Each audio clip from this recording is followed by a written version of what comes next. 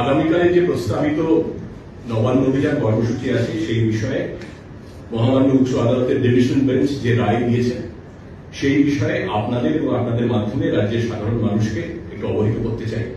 প্রথমত, আদালত তাদের পর্যবেক্ষণে বলেছেন যে প্রতিবাদ করা ফান্ডামেন্টাল রাইটস এর মধ্যে পড়ে, মৌলিক অধিকারের মধ্যে পড়ে। পাশাপাশি খুব স্পষ্টভাবে উচ্চ আদালত তাদের পর্যবেক্ষণে বলেছেন যে কোন রকম সরকারি সম্পত্তি নষ্ট করা বা হিংসাত্মক কার্যক্রমের আশ্রয় নেওয়া এটা বেআইনি এবং এটা নাগরিক অধিকারের কর্তব্যের মধ্যে পড়ে না।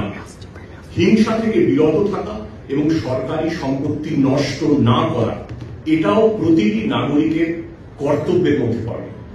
Two quote, it is the duty of every citizen to safeguard public property and abjure violence.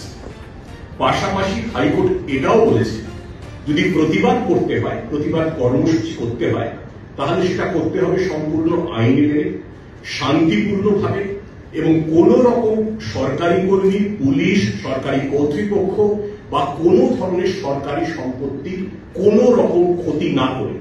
এটা খুব স্পষ্টভাবে আদালত বলেছে। আদালত আরো দুটো বিষয় পরিষ্কার করে দিয়েছে।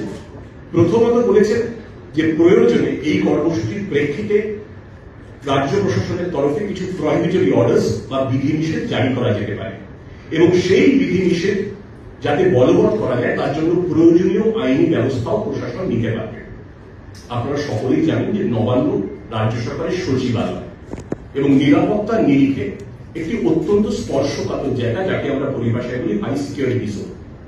হাওড়া পুলিশ কমিশনার প্রবীণ কুমার ত্রিপাঠী আমাদের সঙ্গে আছেন। হাওড়া পুলিশের তরফে উনি নবান্ন সংলগ্ন এলাকায় ভারতীয় নাগরিক সুরক্ষা সংহিতা BNSS তার 163 ধারা জারি করেছেন, যেটা আগের আইনে 144 ধারা বলে পরিচিত ছিল।